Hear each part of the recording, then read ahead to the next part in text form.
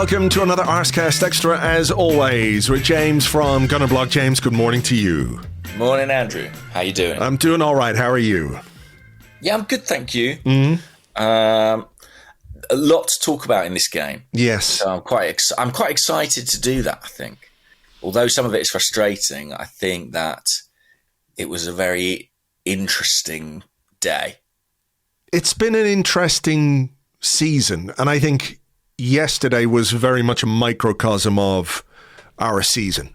That's true. In all kinds of ways. I think, there's this optimism. Then you have some Bukayo Saka brilliance, of course, which we've had a bit of. Then you have a bit of a setback. Then we respond, and there's some resilience. And then injuries again. More injuries and some officiating controversy in inverted commas. And then a sort of tinge of disappointment because a result which could and maybe should have been better isn't quite as good as you think it is. And in itself, it's not necessarily a bad result, but, there's frustration because we came close. I think about Man City, where it was fucking last kick of the game. And this is like we're 9 minutes away from the 90 minutes and they score. There's a lot in this game, I think, that resonates throughout what's happened so far this season in general. Yeah, totally agree. Some big themes that have carried through in this one. And I do think kind of symptomatic of the season so far. And it is a weird feeling, isn't it? Because it's quite hard to sort of process. It's not a bad result at all. But there's also, and it avoided, what could have been a disastrous result, I think, if Arsenal had lost. But there is also that slight sense of, it's a game that we were twice leading and might have nicked. So it's sort of hard to pass, isn't it, and figure out exactly what to make of it all. There is, disappointment, but I also think some positive aspects as well, which we'll come to in this first half of the show anyway. But let's start with what was a positive before the game, where Bukayo Saka and Jurriën Timber were photographed the night before arriving at the team hotel, and both of those players started the game. Bukayo Saka in obviously the position you would expect him to start in, and beforehand we were having these discussions and arguments and debates about, well, what is the back four going to be? Is it going to be this? Is it going to be that? Depending who's going to be available. It struck me, I thought that if Timber was fit to start, that he would either play at right back or he would play right centre half. I knew there was a sort of outside possibility that he might start at left back, but I was still a little bit surprised that that's where he did begin the game, because it meant Thomas Partey playing at right back, Ben White moving across, Gabriel, and then Timber at left back. And there's a lot of like, ooh, what does this mean for Alexander Zinchenko? And what does this mean for Jakub Kiwior and their prospects at left back, because both of them have started there. But I also think there is maybe a logic to putting Jurriën Timber on Mo Salah, regardless of whether Kiwior or Zinchenko or even Miles Lewis-Skelly were available to the manager. Yeah, interesting, because I think about, a few days ago, immediately after the Shakhtar game, I think I probably would have been with you. Timber might play right back, he might play centre-half if he's fit. By the time the game had come round, I was pretty sold on the idea that he'd be playing left back if available, because there's that thing of him being a right-footed left back, and I think we know historically Arteta favours that against Salah. If Tomiyasu was fit, there's every chance he would have played this game in that position. And I think Timber is the closest kind of stylistically. I think like Tomiyasu, he's a pretty good, attentive one-on-one defender. And I have to be honest and say I wasn't entirely thrilled about any of Kiwior, Zinchenko or Lewis-Skelly playing at left back opposite Salah for different reasons. And so, I guess it made sense. It made sense to bring White in next to Gabriel and kind of reprise their centre-half partnership from a few years ago. Partey at right back, meant Merino coming into midfield, Declan Rice sitting a bit deeper, and Saka starting Well, I don't think it was in a great deal of doubt. From what I'd heard, I think there was a chance he could have played in midweek if they'd really pushed him. It still gave everybody a huge lift. And when they read out his name before kickoff and, announced him as not only playing but captain too, it was a hell of a roar.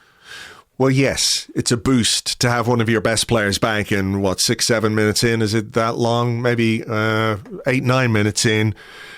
He showed why having him back is just so important by opening the scoring. What I think is so interesting about Bukayo Saka is the trajectory of his performances and end product. And we've talked about this before, haven't we? The sheer consistency with which he is delivering this season. And that conversation we had a couple of weeks ago about maybe him not getting his flowers because he isn't quite as flashy as some people might like to see from players in his position. There is, I think what you talked about was just this ruthless efficiency in the final third. And I think we saw that, but we also saw just the sheer quality that he has. It's a great ball from Ben White. Saka runs onto it, brings it back through the legs of Andy Robertson, who can't do anything. And that finish at the near post is it's unbelievably good. He has a quick look and then just smashes it home. There's nothing Caoimhín Kelleher can do about that. I wrote about this a little bit in the blog this morning, where I think it reminded me just a bit. I know it's not exactly the same, but it reminded me of Dennis Bergkamp's goal in the World Cup for the Netherlands against Argentina, where the control just renders the defender completely useless. Like, the defender's gone just because of this moment of exquisite control. And I think we saw that from Saka yesterday. The finish was amazing. And, this is what he can bring to this team. I think he has, in a kind of slow, steady, consistent way, gone up another level this season. I think what we're seeing from Bukayo Saka so far this season, even if he has been out for the last couple of games, is just remarkable. Yeah, I thought he was electric in the first half, and Andy Robertson couldn't live with him at all. He wasn't getting a great deal of help from Luis Diaz either, so he was the best player on the pitch in that half of the game. And it's a sensational goal. I see why you kind of invoke the Dennis Bergkamp goal, because although it is a thing of beauty and although it is pretty spectacular, it also has that remarkable efficiency. He scores in 3 touches, yeah. and they're the exact 3 touches he needs to make in order to score that goal. I was reminded of the guy playing in the same position for the opposition, Mohamed Salah. Yeah. That's the kind of devastation that has been his trademark. That's true, yeah. In those positions. And I think Saka has it within him potentially to be every bit as effective. And yeah, just a brilliant goal. And credit to Ben White. I really do think that's an excellent ball as well. He was given a bit too much time. They didn't close him down, and he really punished them with a searching pass that was perfectly weighted to give the fullback problems in behind. And it was a brilliant start and part of a decent start all round for Arsenal. I mean, I think in the first half yesterday, Arsenal were very good. A lot of people were saying to me at half-time, that's the best 45 minutes Mikel Arteta's team have produced this season. And I think there might be some merit in that. Well, I think it was quite even until they scored. And then I think we stepped up again. And this is what I was talking about the way that this team is capable of responding. There is a resilience to this team. Okay, we go ahead. It's a brilliant goal. I think you look at the equaliser, and it's quite a smart bit of movement from Luis Diaz, because where he starts is in front of David Raya, and Gabriel Martinelli is trying to deal with him, blocking off the goalkeeper. But Diaz makes a run to the near post then. Obviously, there's a signal or there's a routine that they've worked out, and he just gets there ahead of Kai Havertz, who's usually so good in that position. It's actually smart movement from Luis Diaz, flicks it on, and it's one of those where it could hit a defender and go over the bar or wide, but Van Dijk is there, just gets there ahead of Thomas Partey and heads into the net. So it was a little disappointing to concede in that way, but as proponents of the smart corner / set piece routine, maybe sometimes you have to take your hat off to the opposition when they do something similar. I was going to say exactly the same thing. I mean, we've scored so many goals like that over the last year or two. And when I look at that goal and I think about analysing it from a attacking team perspective, I'd be saying great delivery, great movement, great flick. And yeah, they get the break in the 6-yard box. But there's not a huge deal I can fault there from an Arsenal perspective. Maybe Kai Havertz might feel he should have done better on that near post. But as you say, it's really good stuff from Luis Diaz. And it's probably one for Jova to sort of take away and look at and think, how can we mitigate against this in future? Van Dijk said afterwards, we spotted a weakness and we exploited it. So I suspect that was something they had looked at and worked on. Maybe. I don't take a lot of what he says at face value. I think there's a lot of after the fact with him when he talks. Sure. Well, I think that's true of any set piece. Yeah, maybe so. You always say, oh yeah, it's one for the training ground. Whether it is or not, God only knows. But looking at Diaz's movement, I don't think that was accidental. So we find ourselves at 1-1.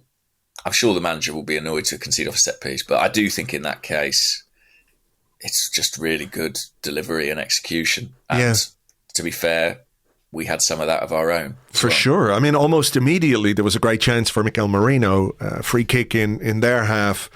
Declan Rice put it in. Merino, I mean, he got there, but just the body shape wasn't quite right, was it? He put it wide. I think that is a very, very good chance. Was that the one where he went down for quite a long time afterwards? I was convinced his shoulder had fallen off. Yeah, me too. I mean, he immediately was signalling to his shoulder, and look, I have to say I was surprised that he got back up and was able to play on because, having recently injured his shoulder, I just thought, oh, he's done it again. He's re-injured it. It's not quite ready, and he's hurt himself again. I was fully expecting him to go off. Maybe that says something about the way the season has gone from an Arsenal perspective when it comes to injuries, that immediately you think, oh, well, that's it. He's fucked. Yeah, probably. We've been conditioned. Yeah. But I when you look at that period after Liverpool scored right until, I guess, the halftime whistle, I agree that Arsenal were excellent. We were dominant. We played the ball, played the game in their half. Liverpool didn't have a shot. Arsenal had 5 shots. There were some nearly moments. There was a ball to Havertz, I think, from Martinelli at the back post. It wasn't quite sticking the way we would have liked it to when the ball got into the opposition box. The first touches weren't quite there, but I think in terms of how we played and who was on top of the game, then it absolutely was Arsenal. There was that shout for the penalty, which I'm sort of 50-50 about. Yeah, I have to say, in real time and yesterday, I was pretty convinced that was a penalty and wasn't shy about telling people at half time. I mean, watching it back now, I'm not as sure. I think that, Konate, it wasn't clear to me that Konate does actually get a leg on the ball. And I think in that situation, you don't often see those given. From one angle, it looks like he does. Yeah. From another angle, it looks like he doesn't get anywhere near the ball. So that's why I'm a little bit sort of 50-50 on it. It felt to me like one of those that, if it were at Anfield and the roles were reversed, would probably go the way of the opposition. But I think what cements my... what's the word I'm looking for here? Not indifference to that particular moment, but Kai Havertz had a brilliant chance straight after, where I think that discussion becomes completely redundant if Havertz gets his foot over the ball. Instead, he smashes it over the bar from relatively close range. And I think in that passage of play, the thing I have most regret about is not the fact that we didn't get a penalty. It's the fact that Havertz wasn't able to finish from close range. Yeah, and I was just watching it again then, and in the way he approaches the ball, it's almost as if he's half thinking a penalty might be given. He's half appealing, half lining up the shot, and it's that really old school mantra of sort of play to the whistle, because it is a decent chance, even if the ball is bouncing up at him quite high.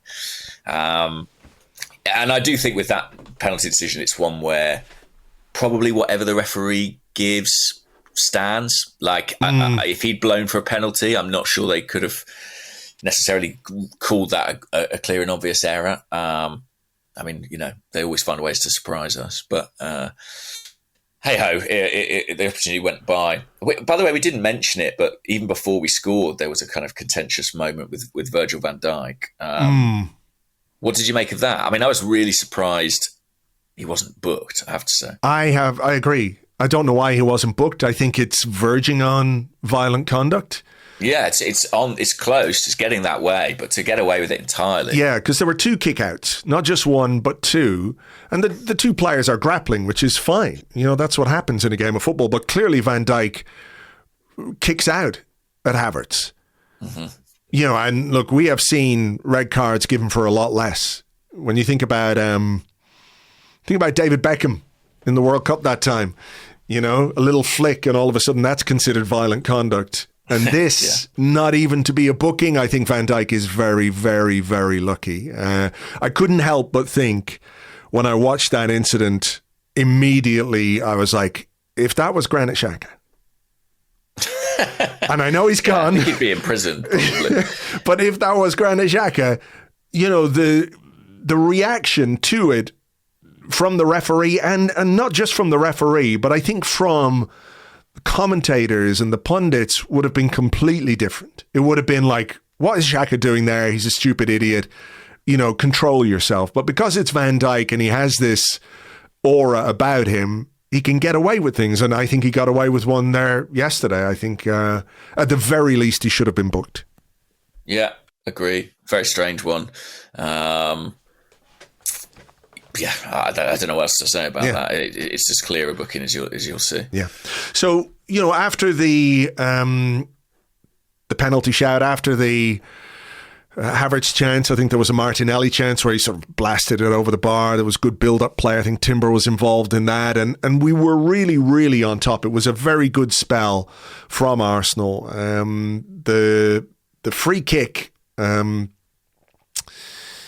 I think it was, I can't remember who got fouled. Was it Thomas Partey, I think, who might have been fouled, and it was a free kick. Right.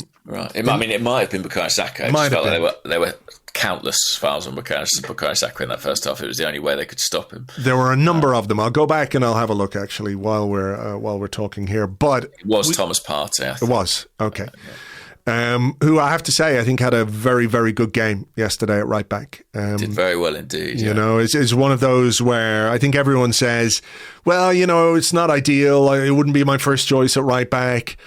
But I think he contained Luis Diaz very well. I can't remember who they were. Was it Gakpo, I think, who came on afterwards, dealt with him very well.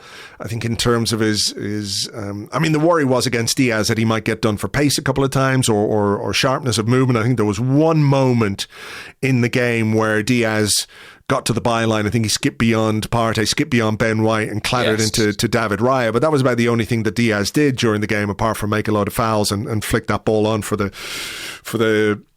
Liverpool equaliser. But the free kick, it's in a dangerous position. The quality of the delivery from Declan Rice, particularly when you're looking at that position where that free kick is being taken from, and your mind immediately thinks, actually, this is probably more set up for a left-footed player. Like if that free kick is there and Martin Odegaard is on the pitch, I think Martin Odegaard is taking that free kick. But it gives you a different kind of threat to pose to the opposition, doesn't it? And the delivery from Rice is absolutely sensational. It's just unbelievably good. The trajectory on the ball, the pace of the ball. Mikel Merino attacks it well, heads it home, and it's 2-1 after a very, very, very, very, very, very lengthy VAR check. Yeah, the lesson about that, the better. But I think the delivery from Rice is absolutely brilliant. I mean, it's, if you Photoshop David Beckham into that video or whatever, no one would bat an eyelid. And it's deeply satisfying to watch a player run, meet across, and be able to continue running on their celebration without having to break stride. Yeah, it was a great header. Really well worked, and I thought there was quite a nice balance to the Rice Merino midfield yesterday. I know it's a point of discussion about Declan Rice playing deeper rather than as the 8. But I think he had a really good game yesterday. I think it was probably, for me, one of his best performances, if not the best performance of the season. And that sort of double pivot thing with Merino worked well. I think, he's obviously still feeling his way into the team and into English football, but I thought Merino had a positive game as well.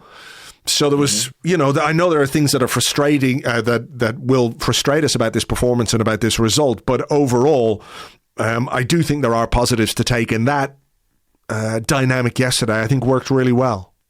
Yeah, it was a nice moment for him to score, and this feels like his kind of true arrival at Arsenal. He's had a bit of a stop-start beginning to his career at the Emirates, and playing in a very big game, scoring. I think he grew into the game. I think he started, looking like a player who's still finding their feet, and I think by the end of the first half, he looked really strong. It was almost like, you never know how much is actual performance, how much is your perception, but there was that moment where he controlled a ball out the sky, a bit like Dennis Bergkamp, like rising and catching it on his laces. Yeah.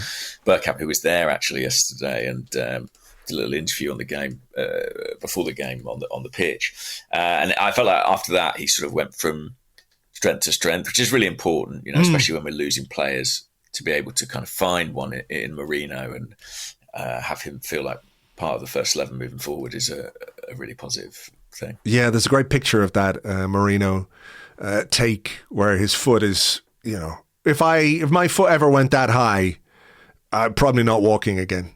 And if Granit Xhaka's foot went that high, he'd never be allowed to play football. Yeah, exactly. Yeah, he'd be in double prison, solitary confinement after his Guantanamo. Yeah, exactly. After his horrendous assault in the first half.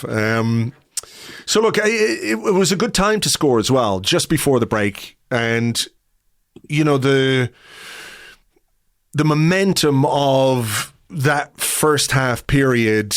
You're looking for the team to carry that on into the second half, but very early on, there's a big problem when Gabriel went down under a challenge from Darwin Núñez. It was one of those where I think he was just trying to buy the free kick. Or maybe if he just sort of stayed on his feet, we wouldn't have this injury issue now. But, hindsight 2020, he won the free kick. Then obviously felt something in his knee, got some treatment, tried to carry on, couldn't carry on.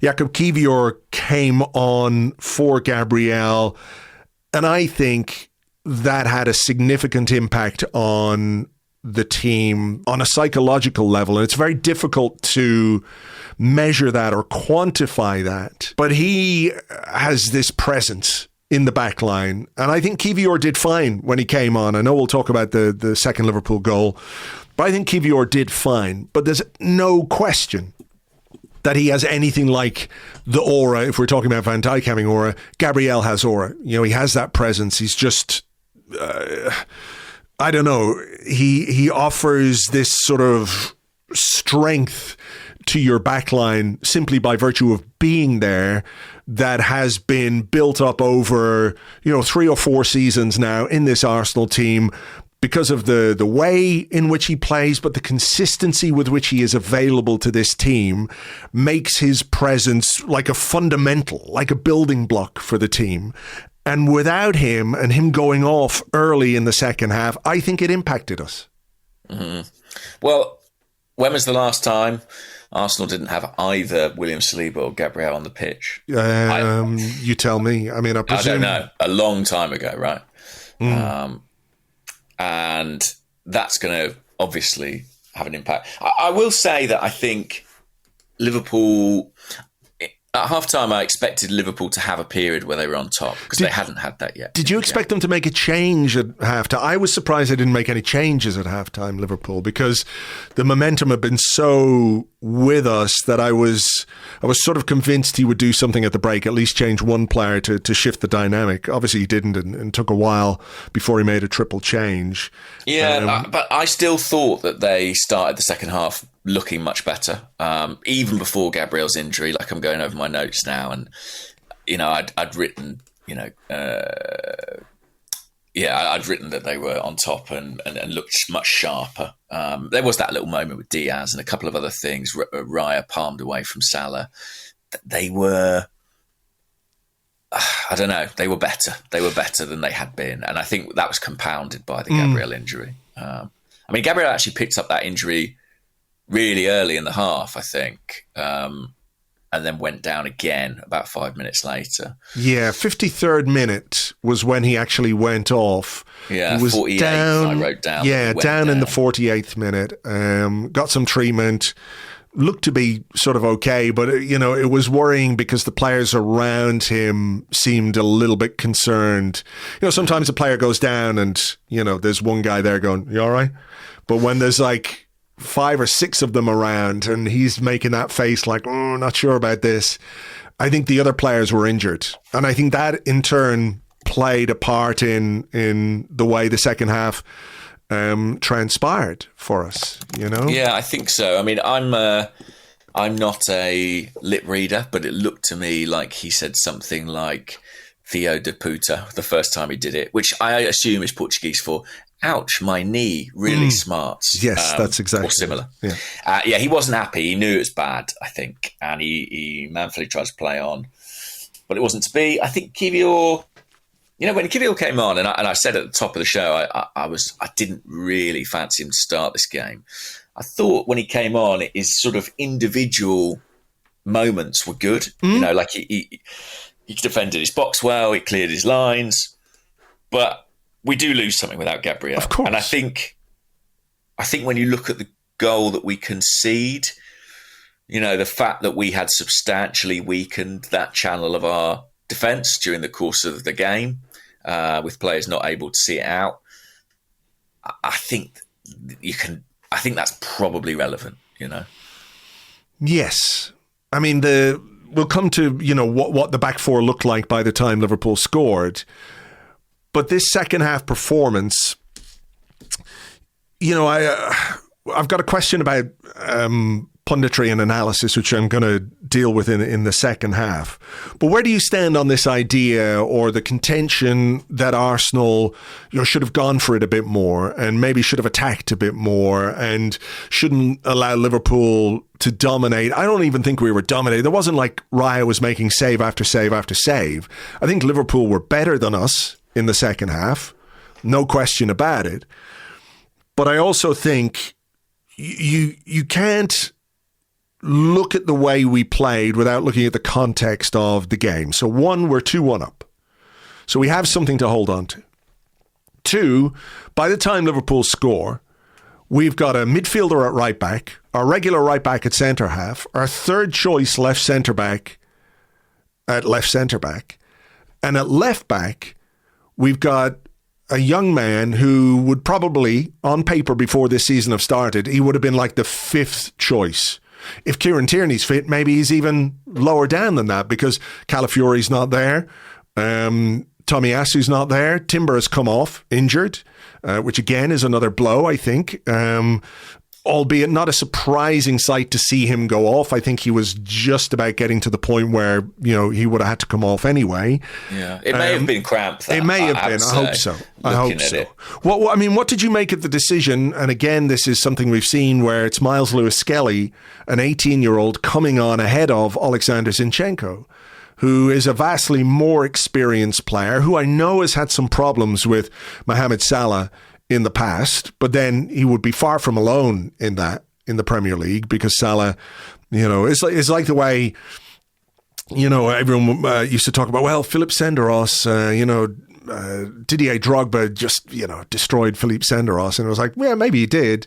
But he also did that to lots of defenders in the Premier League.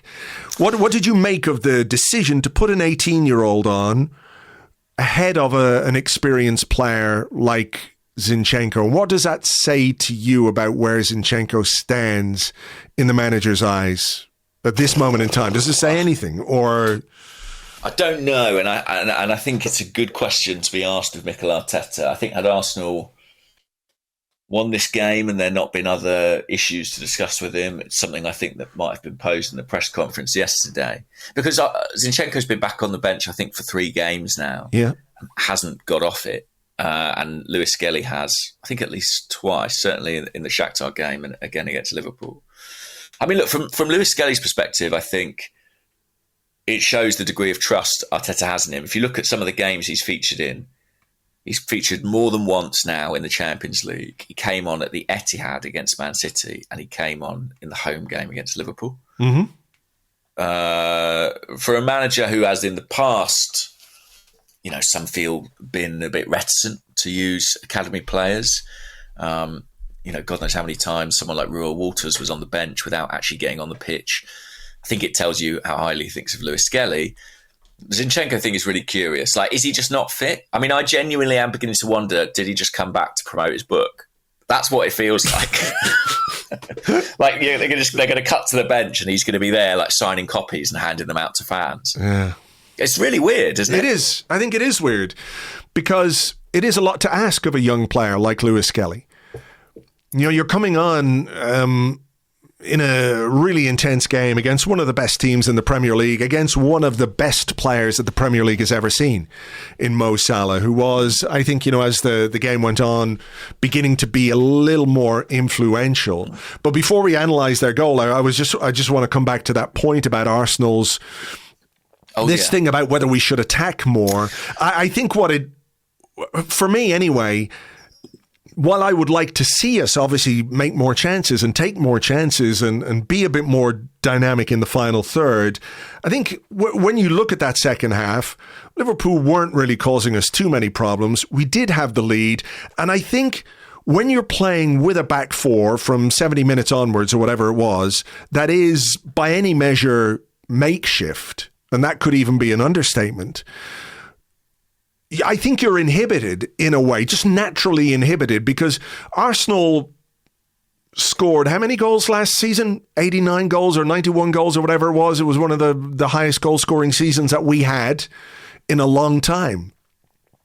But it was built on this defensive platform. There's a very direct correlation for me anyway between your ability to attack fluently and how strong you are defensively, because you can trust when you go forward that you've got Ben White, William Saliba, Gabriel, maybe Tomiyasu, maybe somebody else at left back, even someone like Kivior at left back in a period where we scored a lot of goals last season. It was defensively solid. It was consistent. But without that consistent back four, without that defensive platform, I just think naturally you are less inclined to take risks going forward because you don't know if you can snuff out the opposition when they come forward. And ultimately, I think that's what came about. Yeah, maybe so. I mean, I think the biggest factor in the second half for me was fatigue, or how many players Arsenal had on the pitch that were unlikely to get through the 90 minutes. Bukayo Saka and Julian Timber, I think those speak for themselves in terms of the fact they were, close things whether or not they were going to play at all. And Timber had a pretty taxing task. He's coming back from a long-term injury. I think the idea he was going to get through 90 minutes was probably always unrealistic. Saka, you'd probably say the same. I think in an ideal world, you don't want Thomas Partey playing 90 minutes at right back. He did very well. But had we had more options at our disposal, I think that would have been a substitution. I think in an ideal world, you probably don't want Mikel Merino doing those 90 minutes, on his way back, still adapting to the team, still adapting to the league. So I just felt, obviously we lost Gabriel as well in a separate incident. So I just felt that it was very hard for us to maintain our level that we had produced in the first half across that second half. I think the question of sort of leaning back on a scoreline is a really interesting one. I think managers very rarely choose, managers of a big club like Arsenal very rarely choose to kind of sit in and defend their own penalty area. That's very rarely the plan. It's sort of something that happens in game, and if you can fall back on that and resort to it, fantastic. But I don't think it's not often by design. And I think, weirdly, like in the last 15 minutes of the game, and you never know, or 10 minutes, whatever it was, you never know how much game state is a factor in this. But once Arsenal sort of forced the game a bit more, it looked a much more even match in that final period. And I don't know. I think that there's this sort of slight paradox with Arsenal where we have an outstanding back four and we have produced some brilliant back to the wall defensive performances, principally you'd say the Etihad in the spring of last year, which although it was sort of criticised outside the club to a certain extent was a sensational display of how to defend your goal. But that is not how Arsenal kept all those clean sheets last season. Arsenal kept clean sheets by dominating games all over the pitch, right? By dominating possession, by dominating territory. The whole thing was the opposition don't even get near the goal. And I think that the trouble we've had is that we've been down to 10 men, or we've been stretched, or we've been missing players. Yeah. And we've not actually been able to play, I think, that often in the style that we did for much of last season, which is domination of territory and the field. And so I think the fact that this narrative has sprung up about, well, Arsenal sit in and they look to defend their lead, I think that's a product of circumstance. I was just going to say, it feels reactive rather than proactive. We've had to do this more than once this season, and therefore people are putting 2 and 2 together and getting 5 as if this is the way we want to play at all times. And I really don't think that's the case. No, I do think there is a question, and you mentioned that this kind of was a question that was submitted to the show, which is like, is Mikel too quick? Or are the team, we don't know if it's instruction or whatever, are the team too quick to kind of fall into that? Is there a way in certain games, maybe not at home to Liverpool, certainly not away at the Etihad, but, are there times where we sit into that kind of defensive shape almost out of comfort and familiarity a little, when we could be fractionally more expansive? I think that is a kind of a debate you can have about the season so far, but none of it's ideal, really. And I do think this is all a product of a season where, as you said early on, it does feel like a lot of things are kind of piling up against us. Yeah, we're getting, if it wasn't for bad luck, we'd have no luck. That's kind of where we are. And for Lewis-Skelly, I know you mentioned him coming on and what a big test it is for him. I do think as well, his character must be a component in these selections. And I think some people may criticise him on Liverpool's equalising goal. But I think also within his cameo, he showed why it is Arteta likes him so much and trusts him. There was that one moment right towards the end of the game where he took the ball with 3 players around him and found a pass out of it. And you're like, that's real balls, for an 18-year-old kid to do that in a game of this magnitude. And I actually think, funnily enough, the equalising goal, it comes from him trying to be proactive and forward-thinking and probably most of the things Arteta would want a fullback to be. Yeah, I think it's one of those where his inexperience is evident, right? Which is not a criticism. It's just the reality of being 18 and, he's still got plenty to learn. And he is quite a recent convert to left back, if you want to call it that, because he's played a lot of his football in midfield, which is why that moment you talked about where he just sort of pops it off between 3 players when you think, oh God, he's going to get tackled here right in front of our box. No, he's comfortable in those positions and he can play the ball in those positions. But on their goal, right, he plays a ball forward to Martinelli, which I think Martinelli should do better with. I really do. Yeah, I think my caveat on Martinelli, I said this to you in a text last night, is that I think his race was run at that point. Yeah, I don't disagree. I still think, and it was quite interesting to hear Mikel Arteta talk about that moment because he very rarely makes any kind of criticism of his players in public. And this wasn't like Martinelli has to do better. He said, let me see if I can just find it here. Boom, boom, boom, boom, boom. Let me see. The second one is the transition moment. We have to end up in the final third with a chance to take. And 10 seconds later, we're 2v1 in our own box at this level against this team. Obviously, you cannot give that away. That's interesting because it's implied criticism of Martinelli. And I think, I've got no issue whatsoever with the way Martinelli works for this team. I think he tries so hard. I think he was brilliant defensively again yesterday. But in that moment, and it's the second week in a row, which is just a bit unfortunate, a bit coincidental, where there is a moment for Martinelli to make an impact. And I don't think it's anywhere near as clear-cut as last week, where he had a chance on goal and then Bournemouth go up the other end and score. But I think in this circumstance, he needs to take that ball. He needs to just bring that ball under control. Maybe he gets tackled, but I think even if he does get tackled, we have the time to get ourselves reset. It's the fact that he didn't really do anything with the ball. He just sort of stuck a foot out, didn't quite get it under control. Liverpool then worked it very well. It's a good pass from Trent Alexander-Arnold. Miles Lewis-Skelly is just a little bit behind Mo Salah, and I think there's a bit of confusion between him and Kivior as to who's going to go with the run. I just think there's inexperience in that entire goal, but had we done a little bit more with that in the final third, I don't think that opportunity presents itself to Liverpool. But that is like hyper-analysis of the goal, if you want to call it that. Yes, that's interesting because we had a question, basically in his press conference after the game. Mikel said the reason we didn't win is there was one thing we needed to do, and we didn't do it.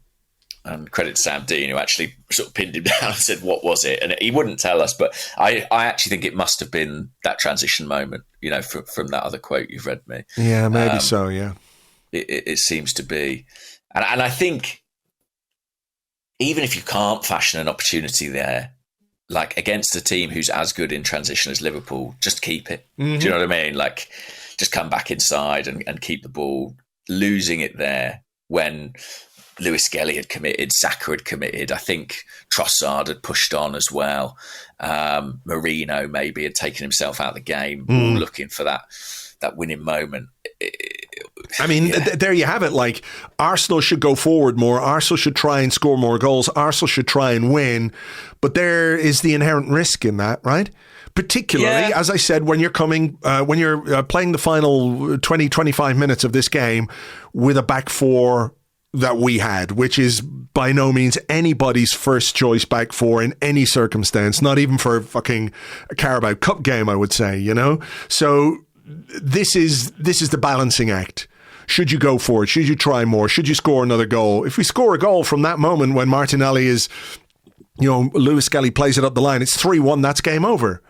And everyone's talking about this very differently. So, I do get it, but let's not ignore the fact that there are risks when you try and play like that and you don't execute exactly the way you need to against a team as good as Liverpool, with people who can run the way that they run and with people who can pass the ball from deep the way that they pass it. There is the risk, and that was the second goal. Yeah, I think you touched on a key point there. They have players who are that good. I mean, we speak about Ben White's pass. Alexander-Arnold's pass is perfect, right? Yeah. And I think there is a bit of confusion between... I think Lewis-Skelly tries to pass Núñez on to Kivior, but Kivior doesn't realise, and that's what happens when you haven't got your first choice back four. Maybe. Yeah. But maybe Liverpool score that goal anyway, to be honest. Like, they've got top forwards, haven't they? And yeah. It only takes a moment. Maybe, I think if you're looking at if you look at the replays again, Kivior sort of half goes for the ball. Yeah. In that moment, which maybe if he doesn't make that move towards the ball, he's able to track the run a bit better and a bit quicker. It's this, what's the word I'm looking for here? We're sort of going into the nuts and bolts of every aspect of that goal. Absolutely. Sometimes a team scores a good goal against you and you can see why it happened, but does it deserve the micro-analysis? I don't know. And maybe what Mikel Arteta would say was, if we control that ball in the final third and fashion an opportunity of our own, either it's game over or at least we're protected against what happens there. Yeah. But I can't sit here in good conscience and say that Liverpool didn't warrant that. I think they were... I think the first half was tight, but we were the better side, and I think they were the better side in the second half. And yet there's this curiosity that, we had some moments after that. We did. And obviously the big talking point was the disallowed goal, if we can call it that. It's hard, isn't it? Because you just don't know how differently Liverpool players react if that whistle doesn't go. I mean, I don't think the Liverpool players necessarily stopped. No, I don't think they all did, but... I honestly don't know. I've not seen a sort of comprehensive shot of that enables me to, the ball ends up in the net. I think if Havertz puts it in the net, then I think I'd be talking about it as a disallowed goal more confidently. Do you know what I mean? But it's a weird one from the referee, because what do you think he blows for? I think he blows for the Kivior foul, because he starts and then... He puts his whistle to his lips. Yeah. It's a brilliant ball from Rice sort of into the air. Because I've seen people talk about is he given a handball against Havertz? Because it does seem to hit him on the top of the arm. But when you look at where the free kick has been played from, when it all plays out, right? It's the free kick is where the Kivior challenge takes place. So he's given it for the Kivior foul, in inverted commas. It's not a foul. There's no way that's a foul. No, I agree with you on that. I think... I'm just watching it now. Does he possibly think that the ball is going through to Kelleher and he's going to let Liverpool play it on? And then when Havertz wins it, he's like, no advantage. I don't know. No, he's blown even before Kelleher. Yeah, just as Havertz. It's just... I mean, maybe he would have got... Havertz would have got punished for like a shoulder barge. On the line. It's one of those, but I just don't think that is I don't think that's a foul. I also don't think it's not necessarily why we didn't win the game. No, but I can understand the frustration, especially when you add in a moment like the final moment of the game where a goal kick is given for a clear corner. Like, I can understand people, and you've got the Van Dijk book, not getting booked. I found that very frustrating, that lack of a corner in the last minute, because immediately when that ball went out, I was thinking, here we go, because we've had this. We've seen this. Wasn't it against Manchester United last season where we scored a goal from a corner in the last minute? And you're thinking, well, if there is a way for us to get a goal in this game, this is a very good opportunity to do that. And Ethan Nwaneri had put in a good corner as well previously to that. I think it was from that corner, yeah. Nice little I liked cameo. it. Yeah, I liked his cameo. Again, every time he comes on, I want to see more. Well, you might very well get your wish on Wednesday night. I'd be very surprised if he doesn't play against Preston. Slightly surprised he's not started a game, between the League Cup matches. But there you go. Yeah. And so we end with a draw. And what's your feeling about that? I mean, I'm sort of frustrated, obviously, because we were close to holding on to that lead. Like you, I think... Just like we were close to beating Man City. Yeah, close to beating Man City. And again, this is like the fine margins of the Premier League where, we won away against Aston Villa. It wasn't 100% convincing, but we won, right? And that changes the way you think about things. The Tottenham game, is a 1-0 win and a very good win. But again, you're maybe a moment away from that game being viewed in a slightly different way. I think where I am with it is I am frustrated that we couldn't hang on for 3 points. I think maybe we could have done a little bit more with our dominance in the first half. But again, I think there are external things or things that have happened, circumstances that we've had to deal with, which are just not beyond our control. But, Gabriel getting injured, Timber having to go off. We don't have Saliba for this game. We don't have Martin Odegaard again. So I'm sort of in the middle of being frustrated. It's 2 points that maybe you can't drop at home against a team like Manchester City because we know how difficult it is. But at the same time, I think the way this team, generally speaking, is coping with the difficulties that it's facing is pretty positive. There's room for improvement, no question, but I think we have been challenged by both circumstance and the fixture list in a way that I can't really remember us having to deal with before. Or if we did have to deal with it, we lost games.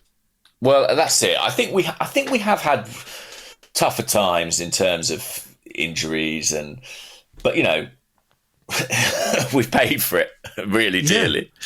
I think we are coping well with the situation. I still think it's hurting us. Sure. In the context of the table. And, I don't wish to be a downer at all because there's such a long way to go. And, given the difficulty of our fixture list in the first half of the season, the second half, we have a better run of it. We only really have Anfield still to go once we get to January of the sort of tough away trips. I don't count Old Trafford anymore. And...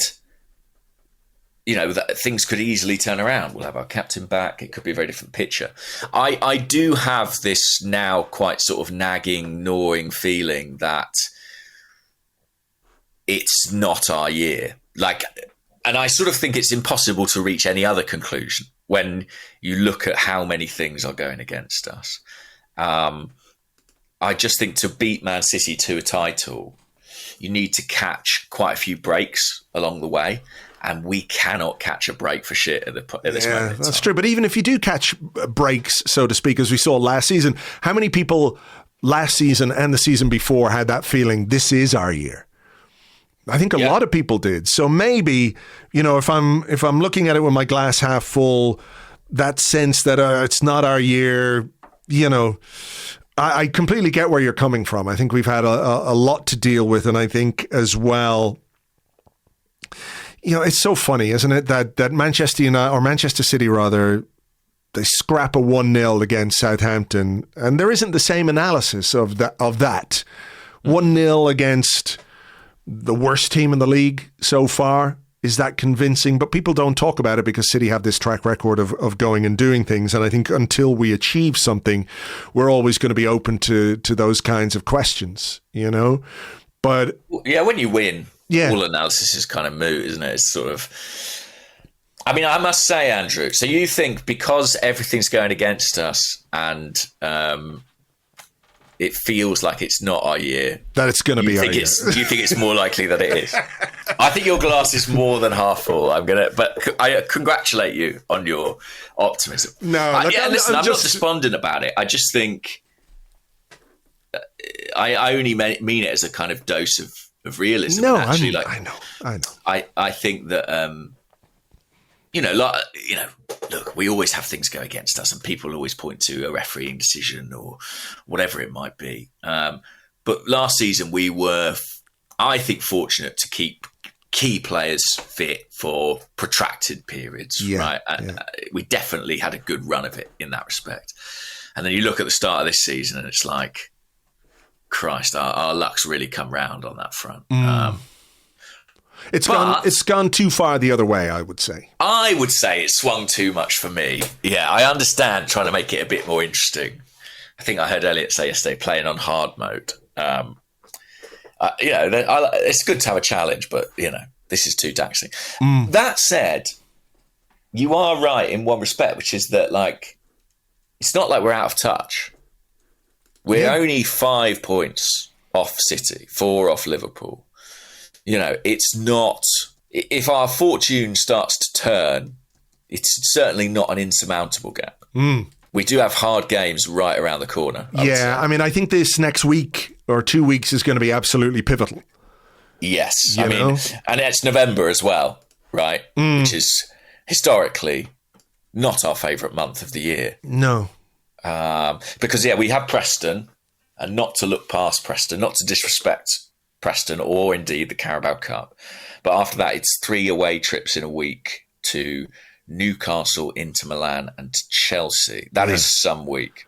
It's a very, very challenging week, and it could be more challenging depending on who we've got available to us or who we don't have available to us.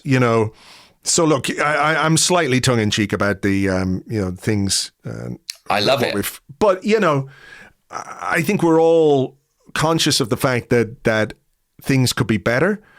But I like the message Arteta is at least trying to send. It's really striking. Amy in the press conference was like, "Oh, Mikel, how do you deal with a situation where it feels like everything's going against you?" And he basically went, "No!" Like he won't countenance. No, before the game and after the game, he was like, "This is football."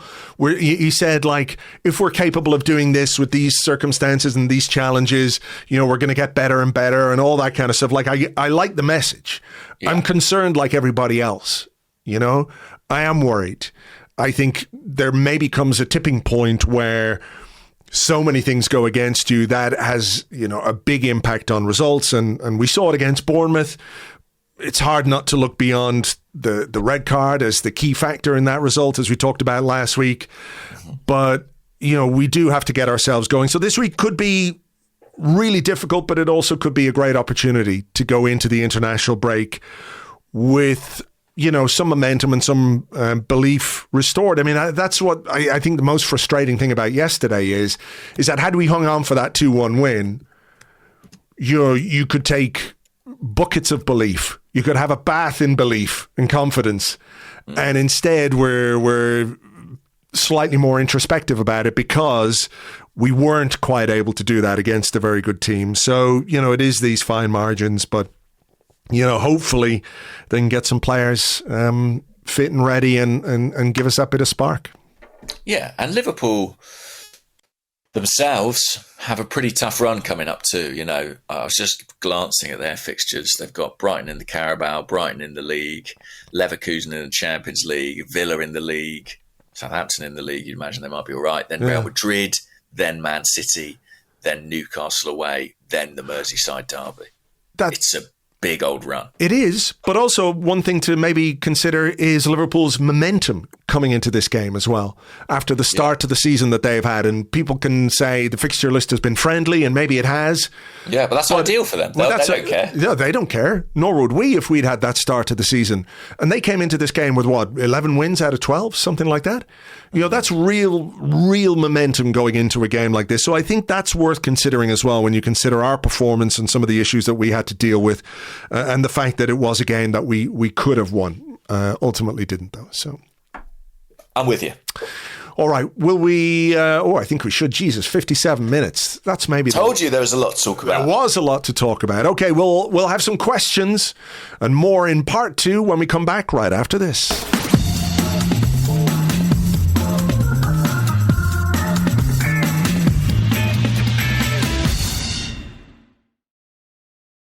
Welcome back to the Arsecast Extra. This is part 2 of the show where we answer the questions that you sent to us on Threads at Gunnerblog and at Arseblog, but I forgot to post it on Threads, so there aren't any questions from there today. So my apologies to all the people on social media. I did post it on our MySpace and our Bebo, but have had little response, unfortunately. Alas. You also get to ask questions if you're an Arseblog member on Patreon in our Discord chat server. So that is where we will take our questions from today. And just looking ahead to this week, we mentioned the Carabao Cup game. Brian Regan09 says, can we please play the under-12s against Preston? Tongue-in-cheek slightly, but I understand where he's coming from. What kind of a team would you like to see for this game in the Carabao Cup? Bearing in mind, I think there is, a discussion to be had, and a discussion that we have had actually about how the cups are important and winning things is important. And Arteta wants to win cups and wants to win trophies, but how much do the current circumstances allow him to take risks for a game like this? When, as you say, it's Newcastle away at lunchtime on Saturday. Is it Tuesday or Wednesday against Inter Milan? Wednesday, I think. Okay, Wednesday against Inter Milan. And then you've got to go to Stamford Bridge on Sunday. Yeah. I mean, I suppose there is the counterpoint that, if the Premier League is beginning to look challenging, then maybe competitions take on greater significance. I think there'll be a lot of rotation. I mean, let's figure it out.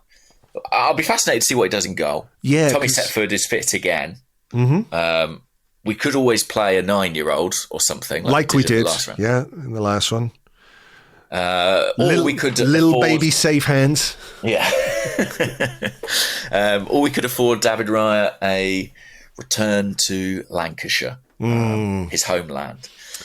I wonder if in an away game they may go with the experienced option there.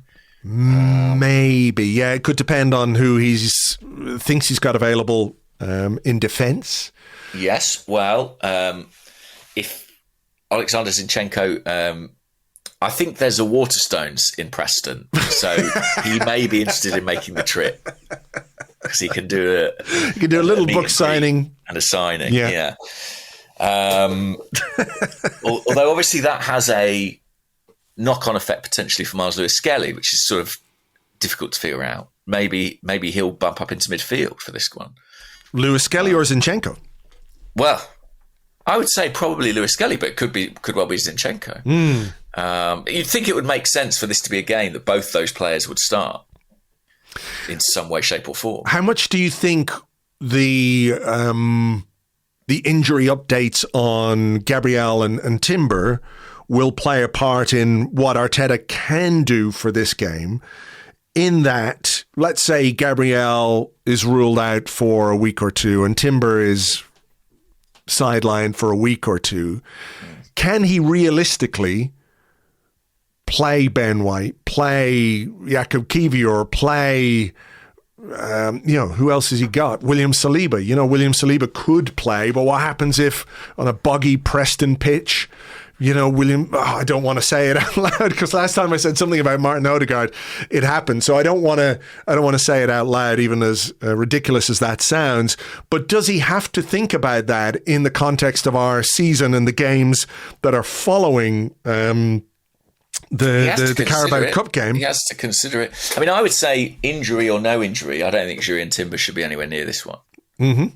I think he's obviously hurried back to play against Liverpool, and he needs some recovery. To be, he needs to be managed carefully.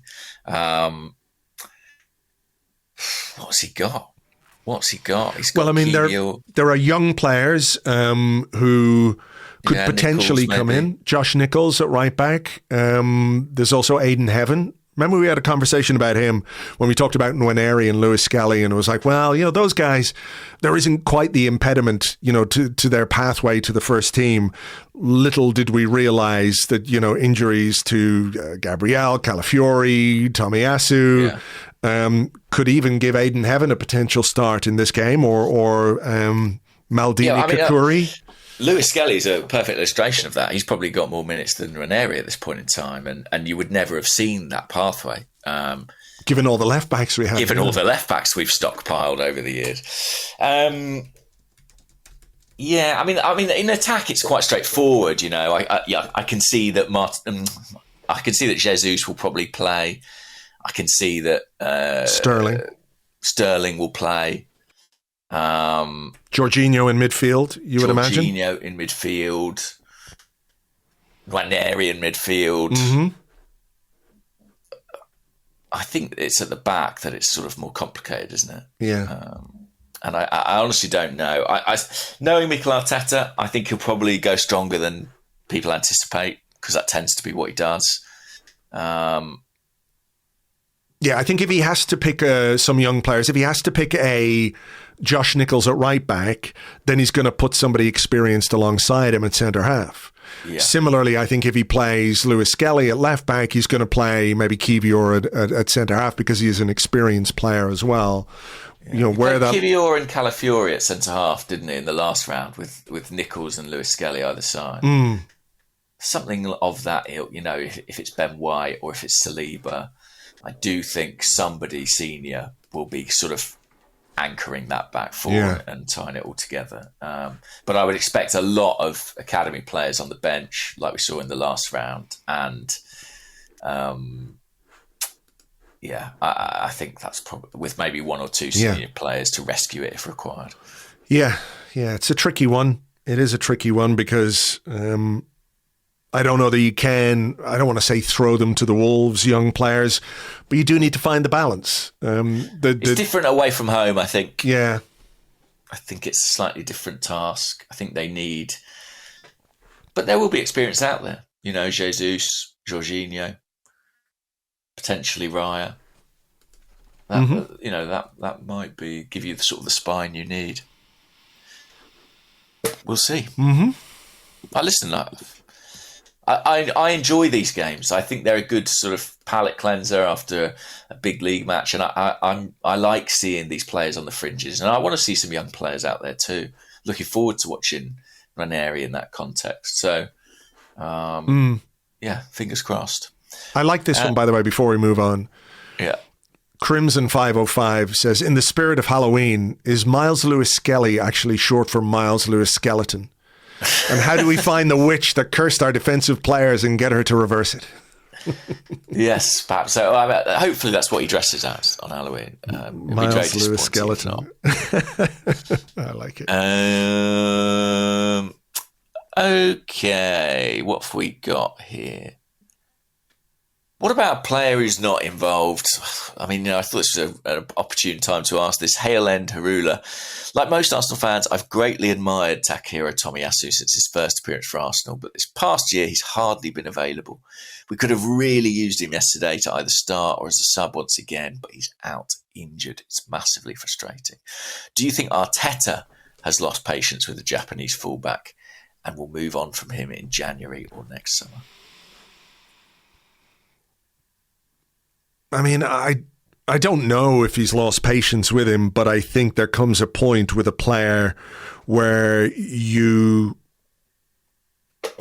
have to look at them as somebody who you can't rely on. And I think we're sort of there with Tomiyasu, which is really a shame because, I think he's a fantastic player. When he's fit, his quality and his versatility is unbelievable. And it's clear from every time Arteta talks about Tomiyasu, he loves him. Yeah. He fucking loves him as He's a player. so inherently reliable as a player and personality type, right? Yeah. He's just not available. He's just not available. And I think there does come a point where you have to think about your squad. And if you're reliant in any way on a player who's very rarely fit, then your squad management isn't where it needs to be. And it's difficult, because there's the purely clinical side of this where you go, well, he's never fit. We have to move on. And that's what we've got to do. And I get that. But there's a human element as well with a player. Yeah. It's not Tomiyasu's fault. He's not living a bad lifestyle. He's not some guy who's wasting his career by not training hard. He's just been really, really unfortunate with injuries since he arrived. And every time it feels like he's just on the way back, something else happens again. And I feel really, really sorry for him. And I feel sorry for us as well, because I think he is a great player.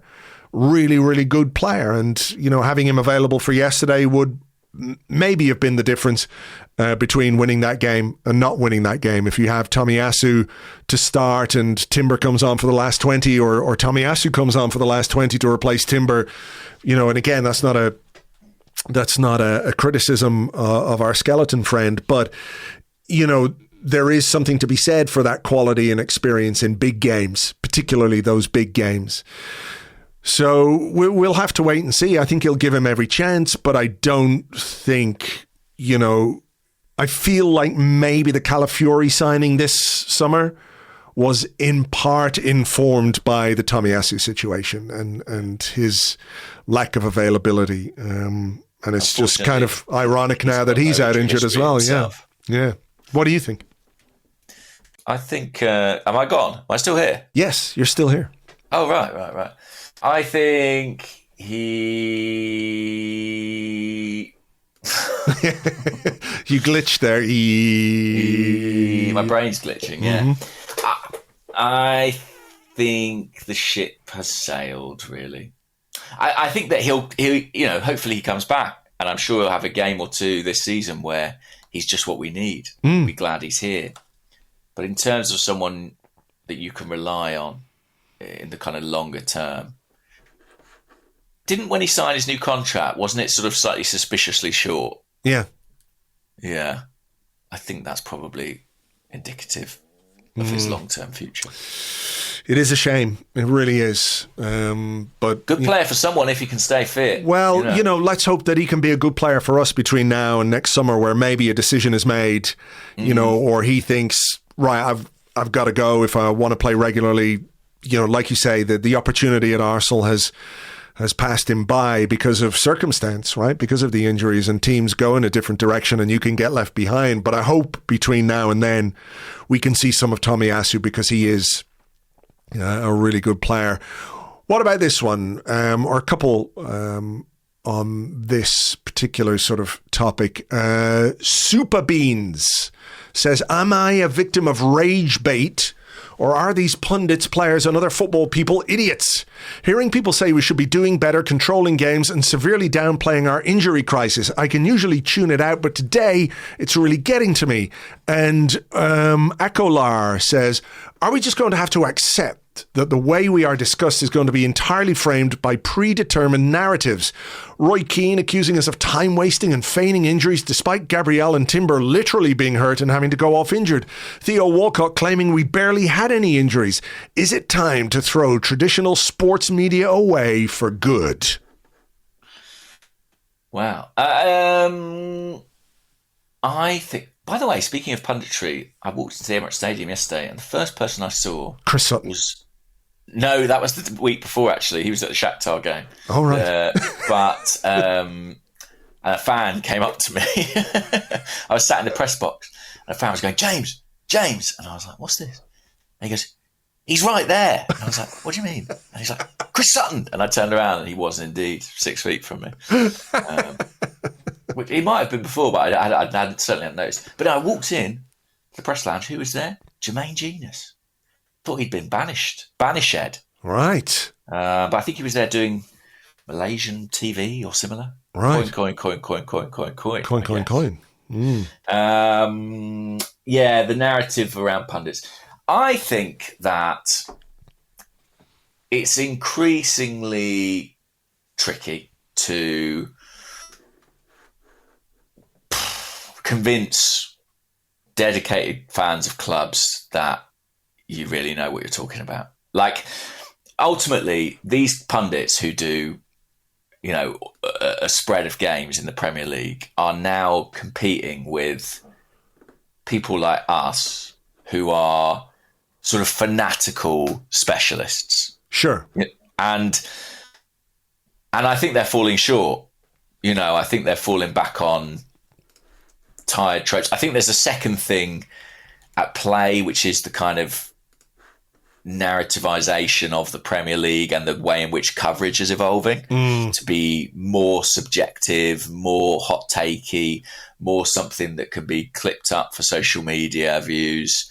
And I think the combination of those two things, the kind of evolution into the more sort of hot take culture and the inability of your general pundit to compete with the depth of knowledge that most fans have now about their own team is leading to this kind of disparity and this frustration with the kind of mainstream media coverage. I don't know, what do you think? No, I think you're right. I mean, that's the whole point. You have people who cover every aspect of a club, and you've got general pundits, ex-players, who cannot be as informed and don't want to be as informed because they're not as interested in every football club as fans of those football clubs are, right? And it's personalities that are governing it. Yeah. Like, the TV companies in their wisdom, and one assumes this is driven by numbers and money and not, a mistake on their part from a business perspective. They are operating on the idea that people are tuning in. Your average neutral is tuning in to see Roy Keane be Roy Keane. Do you know what I mean? Yes. The caricature of Roy Keane, the caricature of Michael Richards, the caricature of Jamie Carragher. And I think, that they're more interested in kind of foregrounding those personas than they are in kind of reasoned debate and analysis. I'll tell you an interesting aspect of this is that I think when you look at the way the Sky, and I don't normally look at pre-game stuff. I very rarely look at the post-game stuff. I did yesterday because I was waiting to hear what Mikel Arteta had to say afterwards to sort of do it up for the website and stuff.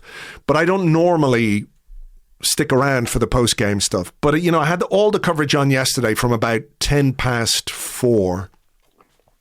I think what's interesting is that basically all the pre-game stuff on Sky is ads now. There's a little bit of, here's the teams, here's what Arne Slot has to say, here's what Mikel Arteta has to say, now here's a load of ads. And there's like 3 ad breaks in the last 10 minutes before the game starts. At halftime yesterday, you wouldn't have seen this, but at halftime, they do a cursory, look, Arsenal scored, Liverpool got an equaliser, Arsenal scored again, blah, blah, blah. They have about 3 ad breaks, and they played a fucking trailer for like a Sky series. Yeah. I've seen that. Right? So they did that.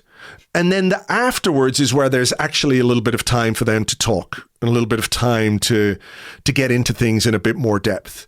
So I think it's incumbent on that coverage to be stuff that people talk about. Right?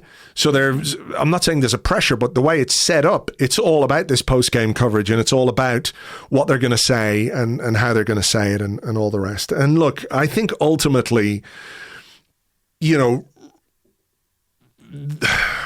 Keane is like a respectable troll in a way, Yeah. He's got this sort of avuncular dynamic with Ian Wright on that overlap thing, and people have softened a bit to Roy Keane in the last few years, but he'll say something that doesn't make any sense to us as Arsenal fans, primarily I think because he knows it will get a kind of reaction. I also don't think it's helped. I think Theo is an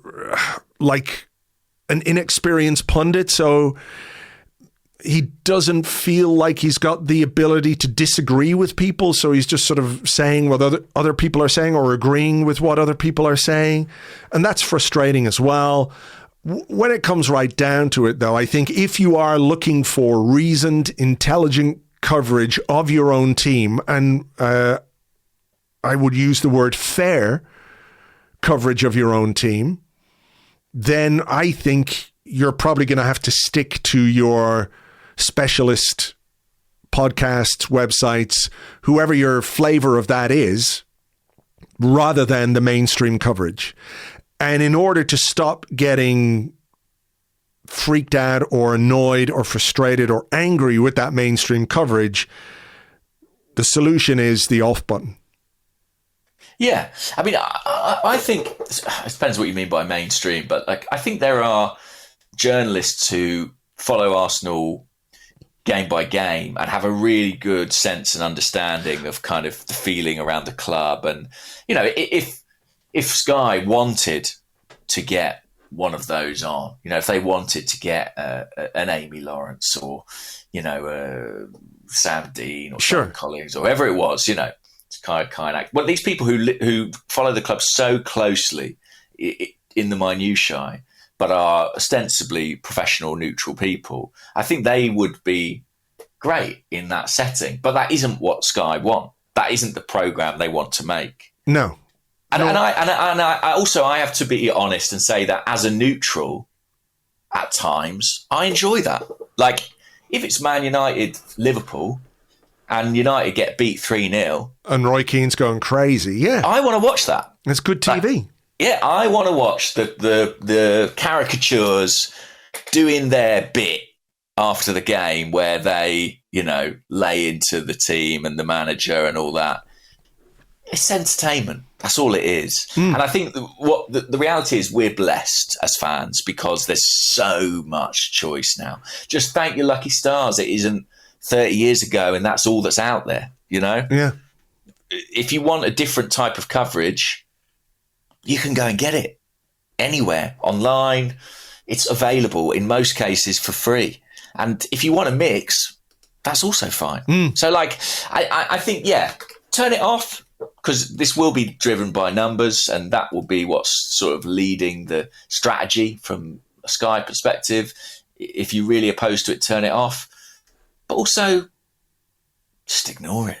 Like, I mean, that is within everybody's capability, is to just turn it off, or if they say something stupid, just go, fuck that. Oh, they're just being stupid, aren't they? It's like we said about Jamie O'Hara the other day. It's like, yeah, fine, he's doing that. Don't let it affect your life, for God's sake. You know? Yeah, especially when there are alternatives, and good alternatives, if you want that kind of coverage, if you want the intelligent discourse, if you want if you want to go beyond the surface level analysis, that's what you get here, and you get at Arsenal Vision, you get in all the other, not all the other places, but a lot of other places. A lot of people are doing great work around not just Arsenal, but their own football clubs. And there are people, of course, who are more about the entertainment than the analysis. Yeah, but don't think for a minute I didn't tune into Goldbridge yesterday to see what happened when United lost. Oh, Jello! You know what I mean? And it's not analysis. It's caricature, and it's almost pantomime, right? But I'm not going to sit here and be holier than thou and say I don't find that entertaining. Fair enough. And when the shoe's on the other foot, there is a place for all that. Yes. Can I ask you another question? Because I had a couple here which I think are quite interesting as well. All right, I'll agree. Okay, thanks.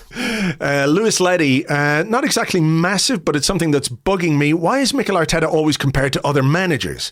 It's always been Mikel is trying to be like Pep, and now it's Mikel is turning into Mourinho. Why can't Mikel Arteta just be Mikel Arteta as the manager? And iDog2314 says, what do you make of how Mikel Arteta is betrayed? I think portrayed is what he means in the media with his tactics, and more generally, I sometimes feel like he's held to a standard that they don't hold the vast majority of managers to. As we're playing Newcastle this week, I can't escape thinking when people were going on about he can't make any excuses about the injuries, and you look at his press conference quote and that his reaction to the game last season has wrongly as pigeonholed him in a way that it hasn't to other managers.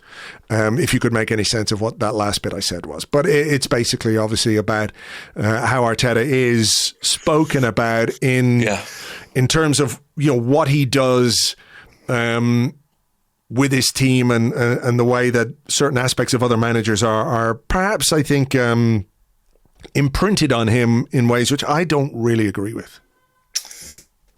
I think that So first of all, like with the injury stuff, he's very clear. He never makes excuses. He really very rarely makes excuses, and it's actually about communicating with his players. Like, he doesn't want to give his players outs. Yeah. Right. And I think that's the reason he takes that stance. I'm sure behind closed doors, he's like, fucking hell, we lost another one. Do you know what I mean? But he's not going to put that out there. I think that sometimes what happens is a manager or a club can catch flack for the way their fans react. So, like, if Arsenal fans, not to have a pop at Arsenal fans, if Arsenal fans are understandably sort of tearing their hair out and saying, we keep getting injuries, this is a disaster, I think a narrative sort of begins of like, oh, well, that's the club position. You know what I mean? But actually, Arteta's never subscribing to that. No. That's just noise. And it's noise that, we're making partly. So I think that's just a bit unfortunate. On the sort of stylistic thing, and on the thing of him getting a lot of flack for other reasons, I think he's in an awkward position where he's a big name, but he hasn't really won anything. And I think that is what has to change. I think if he wins, all the kind of weird idiosyncrasies, all the sort of laughing at the pickpocket stuff, all the criticism of his touchline demeanour, that all becomes, all those things become ingredients in his success. Yeah. And, the neuroticisms and idiosyncrasies and unusual things about him become what make him a winner. Sure. And I think he's just in an awkward phase where he's established, he's got a profile, and he doesn't have quite the CV. And I think hopefully that changes, because I think it will transform the narrative around him. Okay. What do you think? I think you've nailed it there, to be honest. I mean, I do think this idea that like Cara was putting forward yesterday that Arteta is Mourinho. He's morphing into Mourinho is what he said. But I don't think that's necessarily true. I think what Arteta is an arch pragmatist and has been since the day he arrived at the football club. He knows that his job is to win games, however and whatever it takes to do that. Sometimes that's, very difficult because you have injuries or you have suspensions. Sometimes it's very difficult because you have David Luiz and Shkodran Mustafi. But it still is your job to get those results. And I think everything that he has done, from the start all the way through, when it comes to squad building, when it comes to putting this team together, when it comes to style of play, is all based in pragmatism. And some managers are maybe a little more free-flowing than others. That Mourinho thing, would he, he would do anything to win a game of football. We know that. But I don't think that necessarily makes Arteta like Mourinho. I just think that's a trait that they share and a trait that many top-level managers and top-level sports people and footballers have. They'll do whatever it takes to win. And I think he's had to deal with difficult circumstances this season. I think sometimes, last season was an amazing season for Arsenal. It's hard maybe to look back on it in the mists of time and feel like it was as good as it was because of how it played out in the end. We didn't get the win. We didn't win the title, but we still played amazing football. We scored a load of goals. We were really good to watch. There was a lot to like about Arsenal last season. Maybe not so much this season, but as we keep saying, there are mitigating circumstances and reasons for that. Not excuses, but reasons for that. So I think it's that as well. I also think that kind of single-mindedness and that drive and determination that is present in Arteta, not giving injury updates, not making excuses. When someone said to him in the press conference on Friday, if you don't win this game, you could be X points behind Liverpool. He was like, hey, wait a minute. We don't think about if we don't win. I think those are things that maybe other fans and other pundits who are supporters or more favourable with regards to other teams, they don't connect with that maybe in the same way that we do. But like you said, I think if you win something, all of this is just part of his cocktail of success. So that's it. I think, and maybe Arsenal fans will feel uncomfortable with me saying this, but I think we're pretty close to the point where he needs to win something, actually. Yes. I think it's really something a step he needs to take. I know he won the FA Cup, but that increasingly was quite a long time ago. It'll be 5 years by the end of this season. And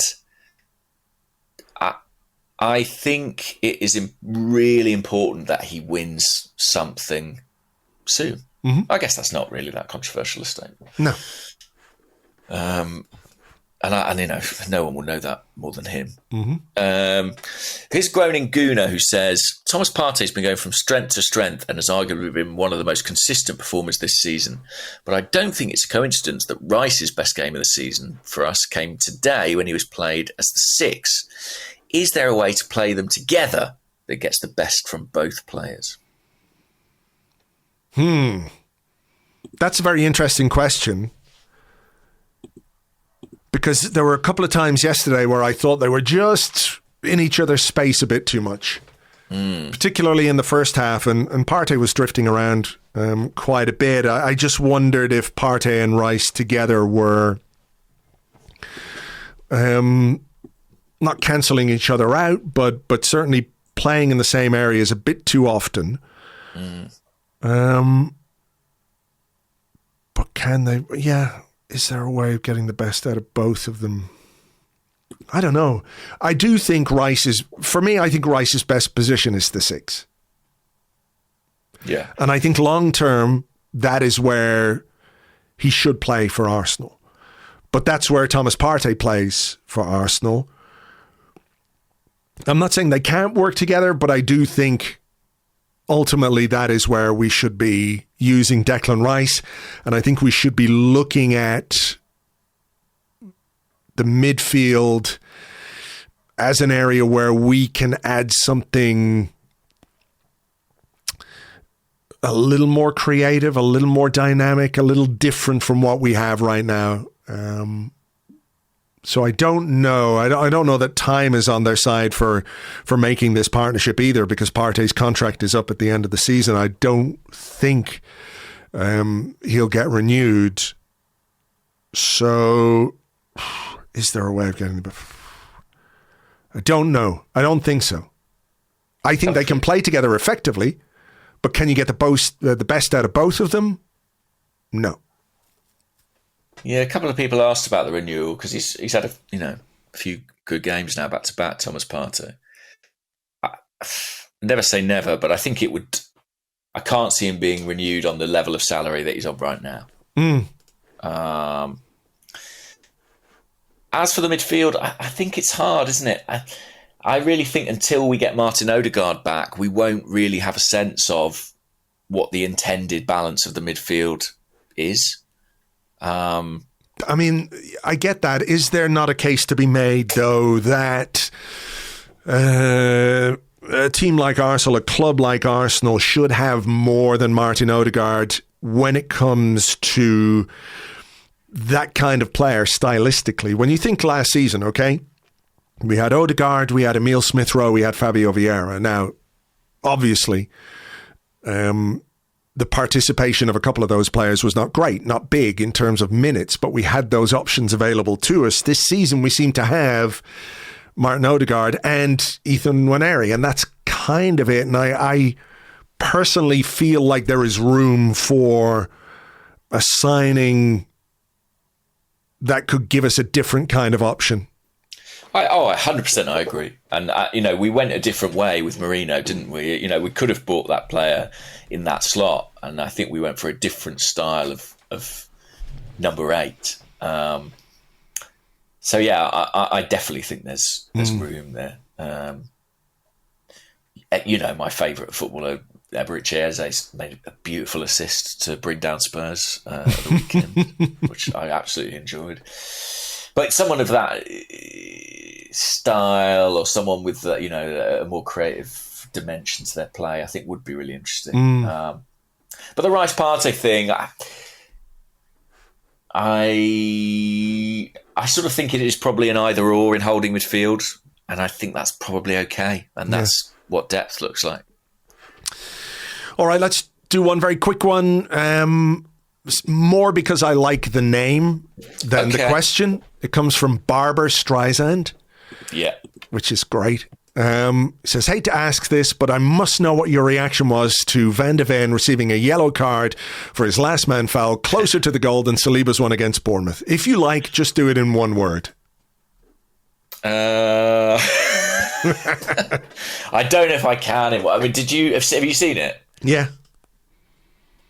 The only thing I can offer is that the direction of travel of the attacker is more away from the goal. But that's just you trying to be magnanimous or. Yeah, typically, I guess. You know me. Always trying to curry favour with PGMOL. Yeah. Just hoping to invite to their Christmas party. I don't know. I think... I honestly don't know what to say. Like I said, I think this is a season where so many marginal calls and marginal moments have not gone our way, and you'd have to just chalk that up as another one. Yeah, I can do it in one word. Yeah, I bet you can. Cunts! Thought it might be. Anyway, look, we better leave it there. Hopefully you get your invite to the Howard Webb karaoke party for Christmas. Crossed, yeah. I'm going to the Halloween party, of course, as Miles Lewis-Skellington. But yeah. All right. Well, listen, thank you to you guys for being with us today. Hope you enjoyed the show. There is obviously more to come this week with a Carabao Cup game against Preston on Wednesday night. So we'll cover that on Thursday. For now, though, take it easy, folks, and we will catch you on the next one. Bye-bye.